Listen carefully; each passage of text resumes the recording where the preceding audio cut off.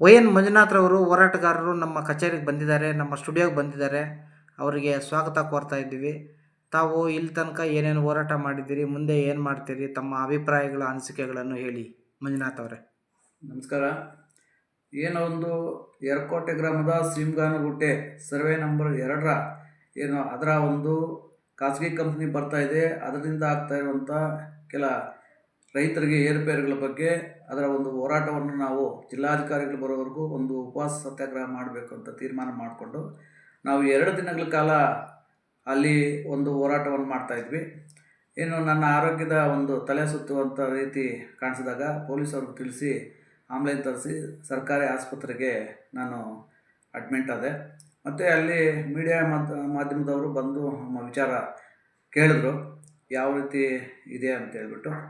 ಮತ್ತು ಅದಾದ ಮೇಲೆ ಮತ್ತು ನಮ್ಮ ಕ್ಷೇತ್ರದ ದಂಡಾಧಿಕಾರಿಗಳು, ತಹಸೀಲ್ದಾರ್ ಸಾಹೇಬರು ಮತ್ತು ಪೊಲೀಸರು, ನಮ್ಮ ಬಟ್ಲಳ್ಳಿ ಠಾಣೆಯ ಸಬ್ ಇನ್ಸ್ಪೆಕ್ಟರ್ ಶಿವಕುಮಾರ್ ಸರ್ ಅವರು ಮತ್ತು ಅವರ ಸಿಬ್ಬಂದಿ ಸರ್ ಅವರು ಬಂದು ನಮ್ಮ ಆರೋಗ್ಯದ ಬಗ್ಗೆ ವಿಚಾರಿಸಿದ್ರು. ಮತ್ತು ಈ ಹೋರಾಟದ ಬಗ್ಗೆ ಅಲ್ಲಿ ನಡೀತಾವಂಥ ಏನು ಸರ್ವೆ ನಂಬರ್ 2 ಬಗ್ಗೆ ರೈತರಿಗೆ ಆಗ್ತಾ ಇರುವಂಥ ತೊಂದರೆ ನಾನು ಸಂಕ್ಷಿಪ್ತವಾಗಿ ಅವ್ರಿಗೆ ತಿಳಿಸಿದೆ. ಅವರು ಒಂದು ಕಾಲಾವಕಾಶವನ್ನು ತಗೊಂಡ್ರು.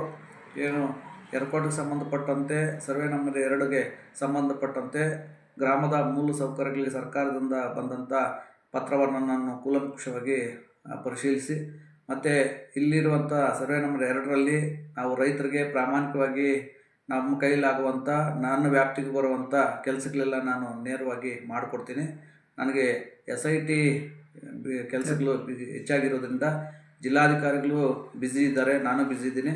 ತಾವು ನಿಮ್ಮ ಬೇಡಿಕೆಗಳು ಏನೇನಿದೆಯೋ ನನಗೆ ಒಂದು ಮನವಿ ಪತ್ರಗಳ ಮುಖಾಂತರ ಕೊಡಿ. ನಿಮಗೆ ಒಂದು ಅವಕಾಶ ಅದರ ಬಗ್ಗೆ ಚರ್ಚೆ ಮಾಡಲು ನಾನು ಅವಕಾಶ ಕೊಡ್ತೀನಿ. ನನ್ನ ಮೇಲೆ ಸಂಪೂರ್ಣ ಒಂದು ನಂಬಿಕೆ ಇಟ್ಟು ನೀವು ತಾವು ಇದನ್ನು ವಾಪಸ್ ತಗೊಳ್ಳಿ.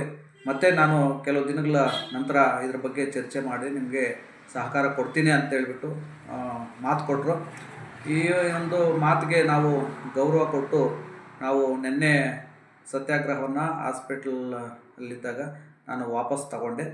ಮತ್ತು ನನ್ನ ಮುಂದಿನ ಹೋರಾಟ 1/9/2026ರಂದು ಮತ್ತು 3ನೇ ಹಂತವಾಗಿ ಯರಕೋಟೆ ಗ್ರಾಮದಿಂದ ಏನು ಕಾಲ್ನಡಿಗೆ ಮುಖಾಂತರ ನಮ್ಮ ಹೊಸಕೋಟೆ ಟೋಲ್ವರೆಗೂ ಅನುಮತಿ ಸಿಗುತ್ತೆ.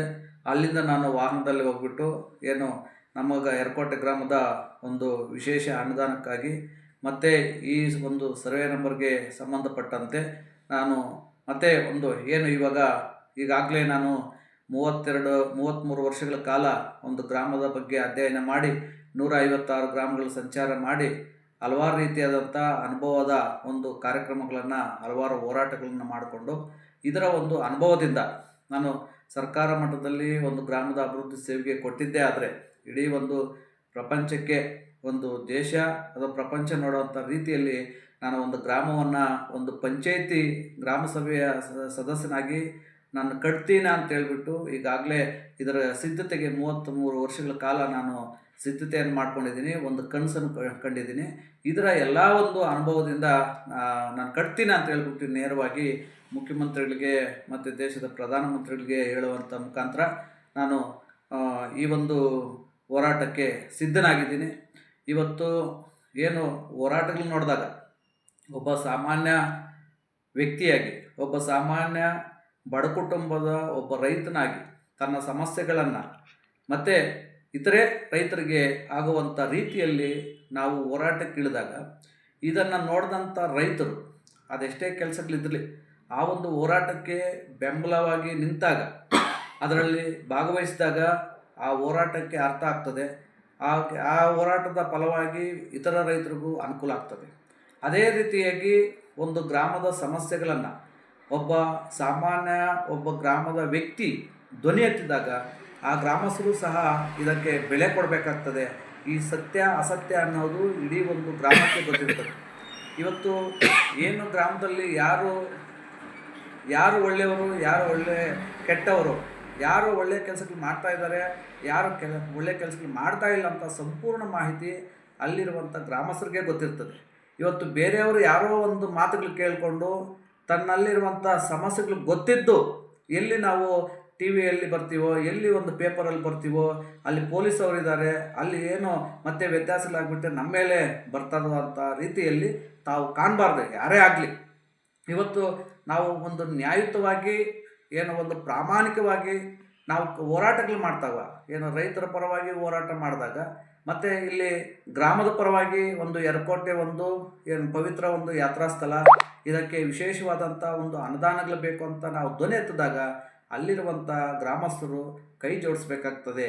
ಇವತ್ತು ಪ್ರತಿಯೊಂದಕ್ಕೂ ಹಣ, ಬಿರಿಯಾನಿ, ಎಂಡ ಈ ಬೇರೆ ಕೆಟ್ಟದ ರೀತಿಯಲ್ಲಿ ನಾವು ಮಾಡುವಂಥ ಸಂಪ್ರದಾಯ ನಾವು ಬೆಳೆಸ್ಕೊಂಡಿಲ್ಲ.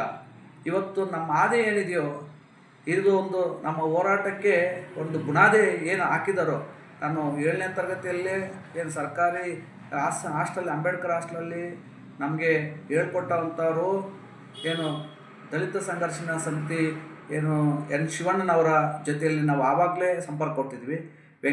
ಗಡ್ಡ ವೆಂಕಟೇಶನವರ ಜೊತೆಯಲ್ಲಿ ನಾನು ಆಗಾಗಲೇ ಅವ್ರು ನಡೆಸುವಂಥ ಏನು ದಲಿತ ಸಂಘಟನೆಗಳ ಸಭೆಗಳಲ್ಲಿ ನಾನು ಭಾಗವಹಿಸಿದ್ದೀನಿ. ಅದರ ಹಿಂದೆ ನಾನು ಹೋರಾಟ ಮಾಡಿದಾಗ ಗಡ್ಡ ವೆಂಕಟೇಶನವರು ಆ ವಿಚಾರಗಳು ಈಗಾಗಲೇ ತಿಳಿಸ್ಕೊಟ್ಟಿದ್ದಾರೆ. ಈ ಒಂದು ಅವರು ಆಗಿಕೊಟ್ಟಂಥ ಹಾದಿಯಲ್ಲಿ ಅವರು ಕೊಟ್ಟಂಥ ಒಂದು ಮಾರ್ಗದರ್ಶನದಲ್ಲಿ ನಾವು ಒಬ್ಬ ದಲಿತನಾಗಿ ಮಹರ್ಷಿ ವಾಲ್ಮೀಕಿ ನಾಯಕ ಜನಾಂಗದಲ್ಲಿ ನಾವು ಹುಟ್ಟಿ ಏನೋ ಅಲ್ಲಿ ನಮ್ಮ ಜನಾಂಗ ಏನು ದೇಶದ ಇದು ಇವತ್ತು ಹೋರಾಟಗಳಲ್ಲಿ ಇಡೀ ಪ್ರಪಂಚಕ್ಕೆ ಏನು ಮಾದರಿಯಾಗಿ ಈಗಾಗಲೇ ಜಗತ್ತಿಗೆ ತೋರಿಸ್ಕೊಟ್ಟಿದ್ದಾರೋ, ಆ ಒಂದು ಹಾದಿಯಲ್ಲಿ ನಾನು ಒಬ್ಬ ನಾಯಕನಾಗಿ ಆ ಜಾತಿಯಲ್ಲಿ ಹುಟ್ಟಿದ್ದ ರೀತಿಯಲ್ಲಿ ನಾನು ಹೋರಾಡ್ತಾ ಇದ್ದೀನಿ ಹೊರತು ಬೇರೆ ರೀತಿಯಲ್ಲಿ ಆಗಲ್ಲ. ಇವತ್ತು ನಾನು ತಪ್ಪು ಮಾಡಿದ್ರೆ ಇಡೀ ನಮ್ಮ ಗ್ರಾಮಕ್ಕೆ ತಪ್ಪು ಮಾಡ್ದಂಗೆ, ಇಲ್ಲ ನನ್ನ ಜಾತಿಗೆ ತಪ್ಪು ಮಾಡ್ದಂತೆ. ಇವತ್ತು ಇಡೀ ನಮ್ಮ ಕನಸು ಏನಿದೆಯೋ ಒಬ್ಬ ಗ್ರಾಮ ಪಂಚಾಯತಿ ಸದಸ್ಯನಾಗಿ ಇಡೀ ದೇಶಕ್ಕೆ ಮಾದರಿಯಾಗುವಂಥ ರೀತಿಯಲ್ಲಿ ಆ ಒಂದು ಗ್ರಾಮವನ್ನು ನಾನು ಮಾಡೋಕ್ಕೆ ಕನಸ್ಕೊಂಡಂಥ ಒಂದು ಸಾಧನೆಗಳ ಮುಖಾಂತರ ಮಾಡಿದ್ದಂಥ ಒಬ್ಬ ಬಡತನದ ಒಬ್ಬ ವ್ಯಕ್ತಿ. ಇವತ್ತು ನೇರವಾಗಿ ಈ ಒಂದು ನಮ್ಮ ಹೋರಾಟಗಳ ಒಂದು ರೀತಿಯಲ್ಲಿ ನಾವು ಇಡೀ ಸಮಾಜಕ್ಕೆ ಹೇಳುವಂಥದ್ದು. ಉದಾಹರಣೆಗೆ ನಿಮ್ಗೆ ಹೇಳ್ತೀನಿ, ಇವತ್ತು 80 ವರ್ಷಗಳಲ್ಲಿ ಕಳೆದಂಥ ಒಂದು ಎರ್ಕೋಟೆ ಗ್ರಾಮದ ರಥವನ್ನು ನಾನು ಕೇವಲ 1 ವರ್ಷದಲ್ಲಿ ಮಾಡ್ತೀನಿ ಅಂತ ನಾನು ಹೋದಾಗ ಪ್ರಶ್ನೆ ಕೇಳಿದ್ರು, ಏನು ಗ್ಯಾರಂಟಿ ಅಂತ. ಆವಾಗ ನಾನು ಹೇಳಿದೆ ಗ್ರಾಮಸ್ಥರ ಸಮ್ಮುಖದಲ್ಲಿ, ನನಗೆ 1 ವರ್ಷದಲ್ಲಿ ಅವಕಾಶ ಕೊಟ್ಟಿದ್ದೆ, ಆದರೆ 80 ವರ್ಷಗಳಲ್ಲಿ ಕಾಣ್ತಾ ಇರುವಂಥ ಏನು ಗಂಗಮ್ಮನ ರಥ ನಾನು ಮಾಡ್ತೀನಿ ಅಂತ ಕೇಳಿದಾಗ, ಏನು ಗ್ಯಾರಂಟಿ ಕೇಳಿದಾಗ, ನಾನು 2 ಎಕರೆ ಜಮೀನನ್ನು ದೇವಸ್ಥಾನ ಹೆಸರಿಗೆ ನಾನು ಕೊಡ್ತೀನಿ ಅಂತ ಹೇಳ್ಬಿಟ್ಟು ಮಾತು ಕೊಟ್ಟೆ. ತಮಗೇನಾದರೂ ಡೌಟ್ ಇದ್ದರೆ ಎರ್ಕೋಟೆ ಗ್ರಾಮದಲ್ಲಿ ಇದ್ರ ಬಗ್ಗೆ ತಾವು ಪತ್ರಕರ್ತರು, ಮೀಡಿಯಾ ಮಂದರು ಯಾರಿಗೆ ಡೌಟ್ ಇದ್ದರೆ ನೀವು ಕೇಳ್ಬೋದು. ಆವತ್ತು ನೀವೇನು ಮಾಡ್ತೀರಿ ಅಂದರೆ, ನಮ್ಮ ತಾತನದಲ್ಲಿ ಹೋಗಿದ್ದ ರಥ ಮಾಡಿಸ್ಕೊಟ್ರೆ ಒಂದು ಹೂನಾರ ನಮ್ಮ ಊರಿಗೆ ಹೆಸರು ಕೊಟ್ಟಿದ್ದೀನಿ ಅಂತ ಹೇಳ್ಬಿಟ್ಟು ಅವ್ರು ಹೇಳಿದ್ರು. ನಾನು 1-2 ಎಕರೆ ಜಮೀನು ಬರ್ಕೊಡ್ತೀನಿ ಅಂತ ಹೇಳ್ಬಿಟ್ಟು ಒಂದು ಪತ್ರದ ಮುಖಾಂತರ ನಾನು 1 ವರ್ಷಗಳ ಕಾಲ ಅವಧಿಯಲ್ಲಿ ನಾನು 2018ರಲ್ಲಿ ಜವಾಬ್ದಾರಿ ತಗೊಂಡೆ. 2010ರಲ್ಲಿ ಇಡೀ ಆ ಒಂದು ಗ್ರಾಮಕ್ಕೆ ನಾನು ಕೊಡುಗೆಯಾಗಿ ಏನು 156 ಗ್ರಾಮಗಳು ಸಂಚಾರ ಮಾಡಿ, ಏನು ಚಿಂತಾಮಣಿ ತಾಲೂಕು, ಶ್ರೀನಿವಾಸಪುರ ತಾಲೂಕು, ಮುಳಬಾಗಿಲು ತಾಲೂಕು, ಆಂಧ್ರ ಸೇರಿಸಿ ಇಡೀ ನಮ್ಮ ಇವತ್ತು 17ನೇ ಜಾತ್ರೆ ಮುಗಿದಿದೆ.